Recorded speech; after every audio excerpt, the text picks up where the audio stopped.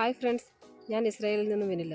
ഞാനിന്ന് നിങ്ങളെ കാണിക്കാൻ പോകുന്നത് ജെറുസലേമിലെ ബൊട്ടാനിക്കൽ ഗാർഡൻ ആണ്.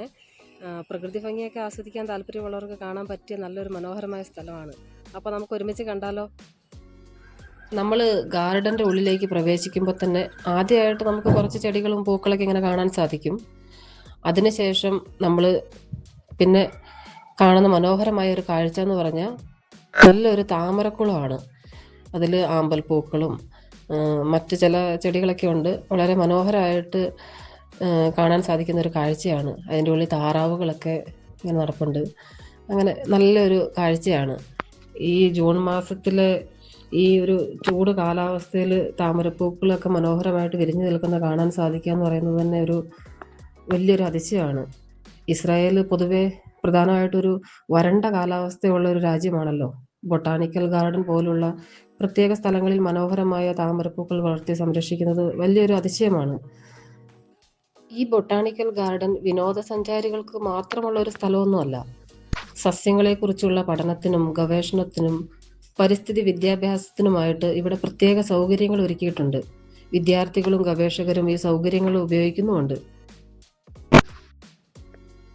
അതിനുവേണ്ടി നിർമ്മിച്ചേക്കുന്ന കെട്ടിടമാണ് ഇത്. ലോകത്തിന്റെ വിവിധ രാജ്യങ്ങളിൽ നിന്നുള്ള ആയിരക്കണക്കിന് സസ്യങ്ങളും മരങ്ങളും ഇവിടെ സംരക്ഷിച്ചിരിക്കുന്നു. ഓരോ ഭാഗത്തും വ്യത്യസ്ത കാലാവസ്ഥകളിൽ വളരുന്ന സസ്യങ്ങളും കാണാം. അതുകൊണ്ട് ഓരോ സീസണിലും ഈ ഗാർഡന്റെ ഭംഗി മാറിക്കൊണ്ടിരിക്കും. ഇപ്പോഴത്തെ ഒരു കാലാവസ്ഥ എന്ന് പറഞ്ഞാൽ ഒരു വരണ്ട കാലാവസ്ഥയല്ലേ. ഇപ്പോൾ അധികം പൂക്കളൊന്നുമില്ല. പക്ഷെ നമുക്ക് ആയിരക്കണക്കിന് മരങ്ങൾ നല്ല ഭംഗിയായിട്ട് ഇവർ നട്ടുപിടിപ്പിച്ചത് കൊണ്ട് നമുക്ക് അതിലെ കൂടെ നടക്കാനും ഒക്കെ വളരെ മനോഹരമായ ഒരു കാഴ്ചയാണ്.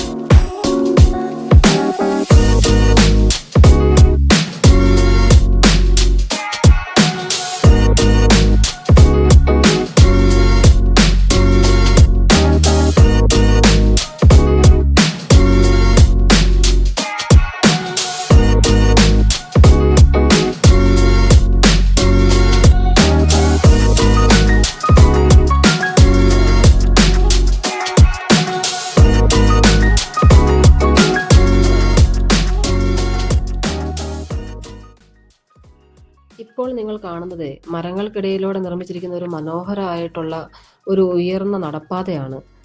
ഈ വഴിയിലൂടെ നടക്കുമ്പോൾ തന്നെ നമുക്ക് ചുറ്റുമുള്ള പ്രകൃതിയൊക്കെ വളരെ അടുത്ത് നിന്ന് ആസ്വദിക്കാൻ കഴിയുന്നുണ്ട്.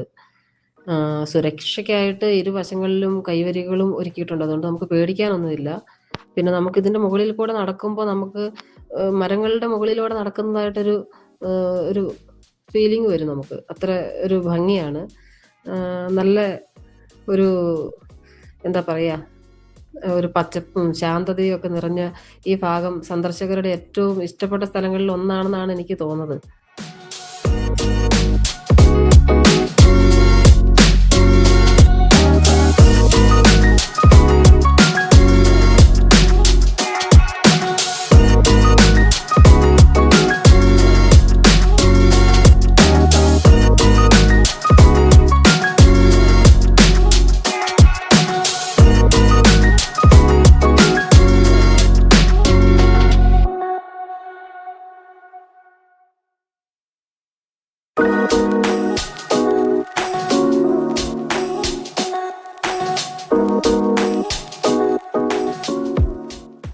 ഇപ്പോൾ നമ്മൾ ഗ്രീൻ ഹൗസിലേക്കാണ് പോകുന്നത്.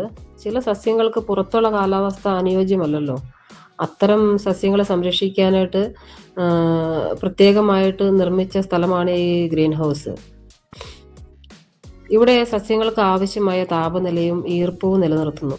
അതുകൊണ്ട് സാധാരണയായി ഇവിടെ വളരാൻ കഴിയാത്ത നിരവധി അപൂർവ ഉഷ്ണമേഖലാ സസ്യങ്ങളെ ഇവിടെ വളർത്താൻ സാധിക്കുന്നു.